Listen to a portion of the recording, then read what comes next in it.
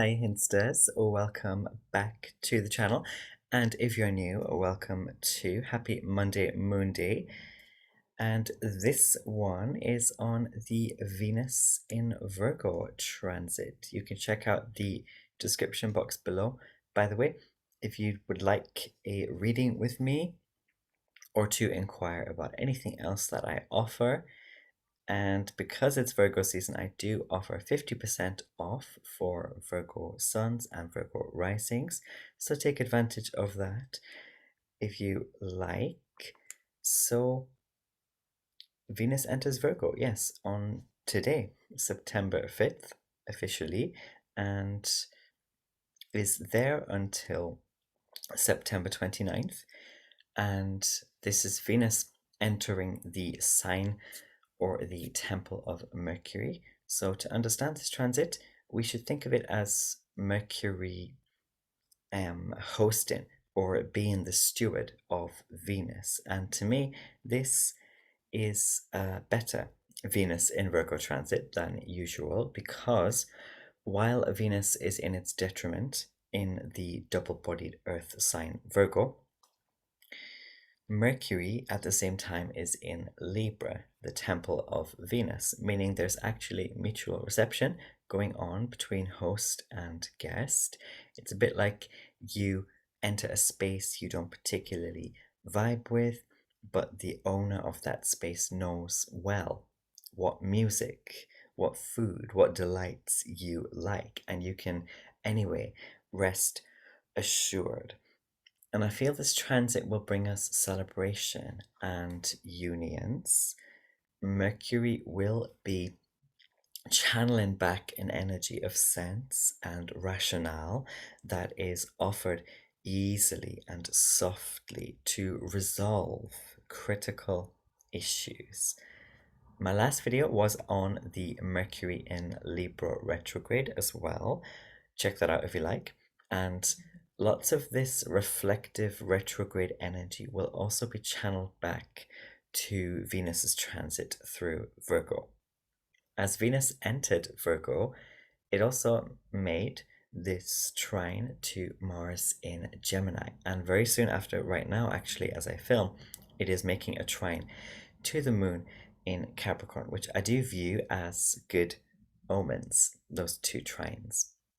Just before the ingress as well, Venus was in Leo, trining the moon in Sagittarius. And this in particular is a good sign of the tone that is set for this Venus in Virgo transit. And I think that's why I got, when I pulled some tarot for this transit, the 10 of Wands. I don't know if you can see that, but the 10 of Wands and the 3 of Wands and the Queen of Wands. So it is all wands, all fire, baby, this Venus in Virgo season.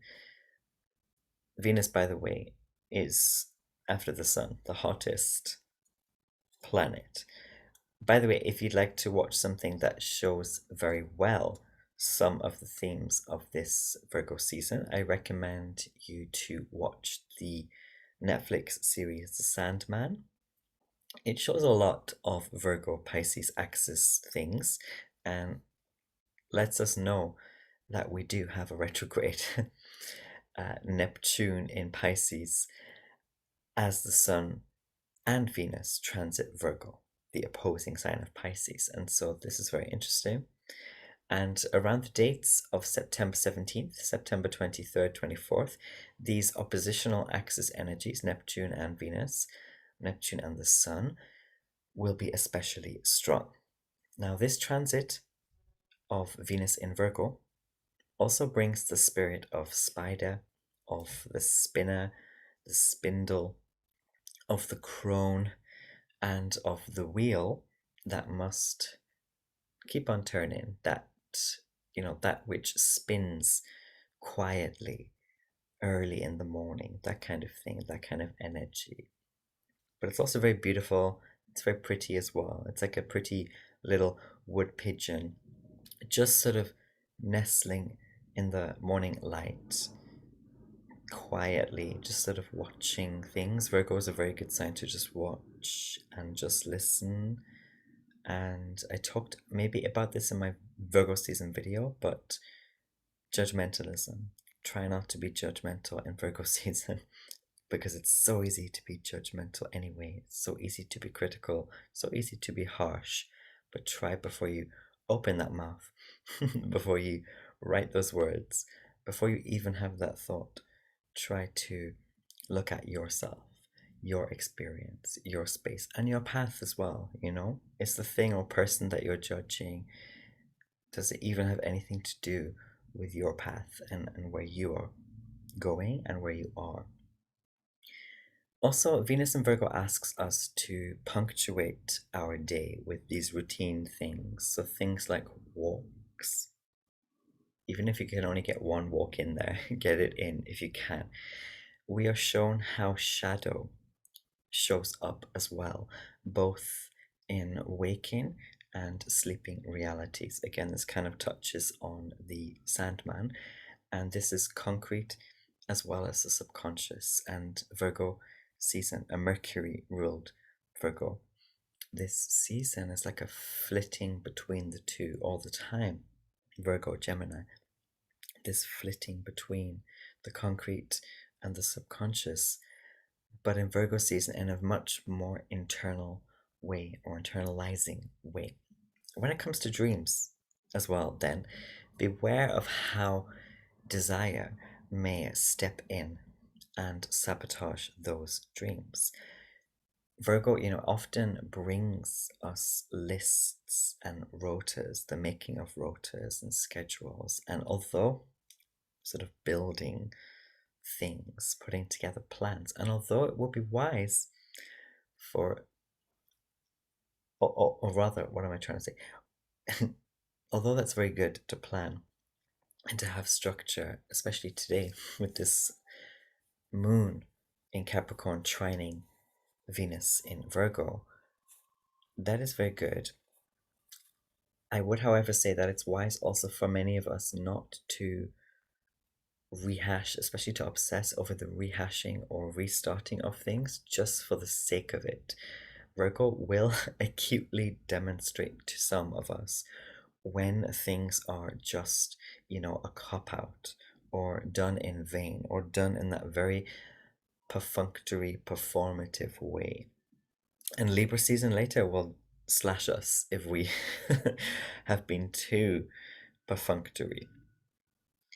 We do often have to honor our spiritual path and our purpose. Some will need to remember to live within their means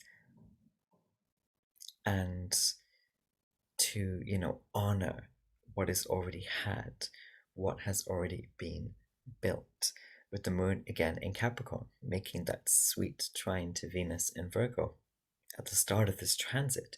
This kind of respectful attitude will bring us more good later. Venus in Virgo also reminds us to honor trees. And also, many of us will amplify through simplification. So, amplify through simplifying our styles and our adornments and how we speak as well. We will opt for the smaller size or portion or the softer or lower volume, but still the thing itself is beautiful, or the resonance, the frequency is still beautiful, or that thing is still tasty, it's still of quality. It's just somehow smaller or cut back or tailored. Now, this transit also asks us to take seriously ideas that may later require, or even now require, a cardinal action and initiation. So I'm getting this message, which I always get from Libras, is, are you writing it down? Are you recording it? So something, some idea you have, are you actually putting pen to paper, so to speak, and making that something that you start to spell, start to put into your reality, and not just have as a fuzzy thought. Virgo season very often can bring a lot of fuzz and static, like any mercurial season or transit. Um, some things for many of us as well are still left to be done. We are sort of stepping on unfamiliar or unclean, sticky surfaces right now. There could be strange social interactions or settings, but the show kind of has to go on. And we're kind of rolling with it in a very early Libra season. And the Ten of Wands, which I had earlier, this card, reflects, I think, this last of the summer wine season that is Virgo season. And we claim at this time the gains, and we look now to the spaces, to the seat where we will deeply sit come the rabbit year. And remember that Virgo marks the beginning of the end of the light half of the astrological year. And it's when the core lesson this year, or the point of the Tiger year, should really be crystal clear to us. Now, what that clarity is unique to you, but it should be crystal clear by now what Tiger year is about. Let's consider also then some of Vettius Valence's significations for Venus, just to get more of an illustration of this Venus and Virgo transit. This is from Chris Brennan's Hellenistic Astrology, the study and fate of fortune. The study of fate and fortune, yeah. And this is Venus, right? What in Greek was called phosphoros. Now, I'm not Greek, so I'm sorry if I pronounced that incorrectly. But phosphoros, or the light bringer. Now, with Venus in Virgo, then we easily get critical light that is warmly brung or being warmly brought. That's very Venus in Virgo. Now, Venus rules things like nurses, golden ornaments, crowns, lips, even. By the way, pay attention to people's lips and the vibes you get from them. Do you get some weird vibe? That could be Virgo telling you some small little detail about your life or your spiritual experience that you need to cut something out or someone out, and you're getting very physical earth sign, earth season, small little signs, little inklings that you're right. Now, also, Venus is merriment, Venus is friendships, companionship. It is reconciliations for the good as well. I think in this Venus and Virgo transit, we'll get some of that. It is marriages as well. Venus rules refined arts, rules beauty of form. I think that's going to be quite specific to Venus and Virgo as well. Beauty of form. It is the mixing of colors as well. It is also purple dye-in, so good to wear a bit more purple. And also, it is those who spin gold thread. So very Venus in Virgo in particular. It is hair cutters as well. It is people who are fond of cleanliness and play. That is what Venus will be bringing out. It is measures, weights, shops, giving and receiving. It is order as well, interestingly. And according to the notes here in this text by Vettius Valens, this very ancient text, by the way, this form of order that Venus brings is from the word kosmon, or alternatively ornament, decoration, or dress. So it's more order in the sense of your attire. And remember earlier I talked about Venus and Virgo being about amplification through simplification, or the dressing more simply, keeping it more minimalist. Note that this was also, I'm quoting here now, note that this was also given as a signification for Mars, where it seemed to make more sense as ornament. And he goes on. But also, what else? We've got parts of intercourse that Venus and Virgo can bring for us, and lungs as well. I talked about that, I think, in my Mercury in Libra video. breathing, we get much more of an air sign energy coming through the air. And it's like an early air season, an early Libra season right now. We're getting the message to breathe more. Maybe look after your lungs more if you can. Get that walk in if you can. That run if you can. Also, Venus and Virgo will bring us, again, this is from the text, nourishing of another who is capable of receiving. That's just, well, very Venus and Virgo lessons here, or Venus, you know. If you're a very givey person, try to give, or as the text says, nourish someone or something who is capable of receiving. Try to love those who are capable of being loved, capable of receiving love, because otherwise you might, in Virgo season especially, waste a lot of time and energy on people or things who don't know well how to receive. And yeah, you don't want to be giving away. Check out my Venus and Virgo video. Sorry, my Virgo season video. Check that out.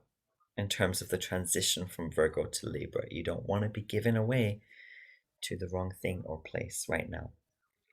And olives as well, very interestingly. Venus rules olives. So that's quite interesting for Venus and Virgo. So things that are natural, but maybe not so like nice for most people, but it's good to eat them anyway because they're healthy, they're good for you. Olives, olive oil. So keep that in mind as well. Anywho,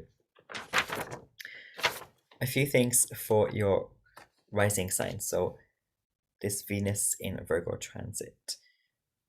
This is for the rising sign, so please use your rising and not your sun sign. But for Virgo, we've got this during this transit. I have a little note for you, Virgo.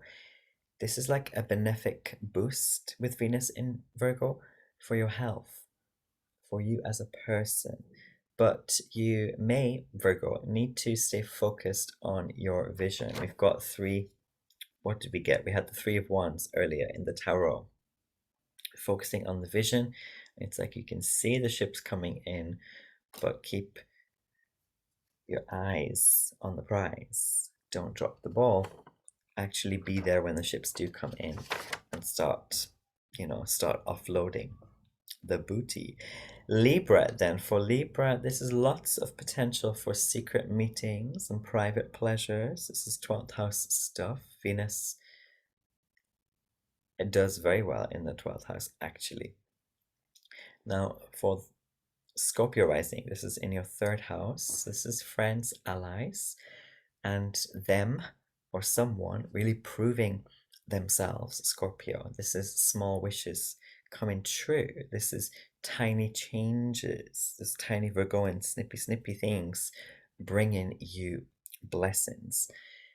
4th house, Sagittarius, this is the message for you basically is don't be judgmental. Try your very best and to be careful what you may say or write or put out there in public. Sag. Capricorn, then. This could be a great time to get your head down and to study. Take that test that you've been wanting to take or meaning to take or having to take. Do it now. Aquarius, this is small inheritances. So you may actually be extra privy as well to other people's stuff, other people's business, other people's secrets. Pisces, this is other people celebrating. It's a good moment to make subtle Virgoan changes that ameliorate your relationship. And this could be your partners, romantic committed partners. This could be other types of partner like business partners, and more broadly, spiritually speaking, just the other in general. Aries, then, this is sickness improving for those who might be dealing with that, but it's like bit by bit, or it's sickness that improves when we make that little snip, that little thing that just needs to be shifted a little bit in Virgo season. Also, don't try to run, Aries, before you can walk. It's okay. I know a lot of Aries are having a lot of trouble right now, but it's okay, Aries, to sit down and to just recalibrate. Just recalibrate. Taurus, then, this is your season to play.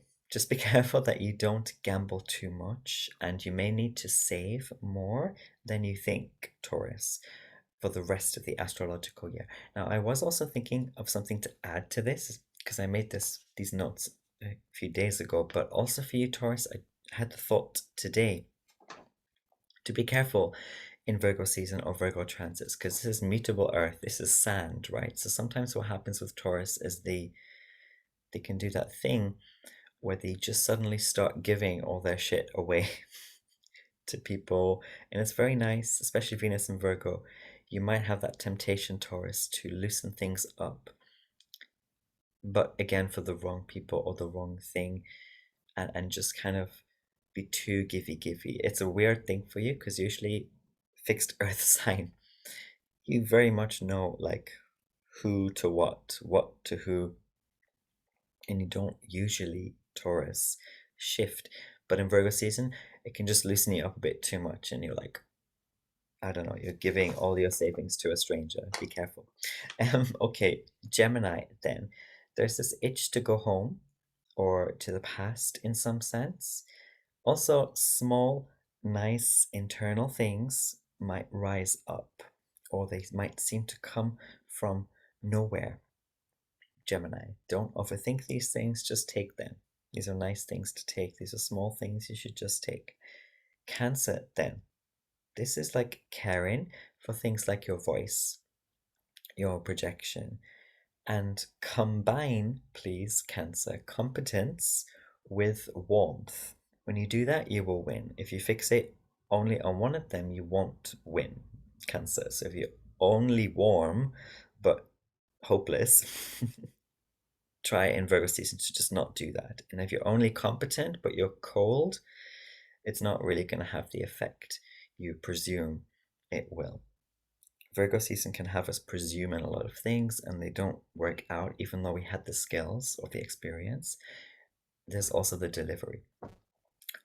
12th house, or not 12th house, 12th sign that I'm going to talk about, Leo rising. So please save your money, Leo rising, and also spend that money, invest that money, as long as it is in alignment with that grand vision of yours, Leo. Okay, I love you all very, very much. That'll be the end of this video on Venus in Virgo. Take care, and I'll see you in the next one. Lots of love. Mwah.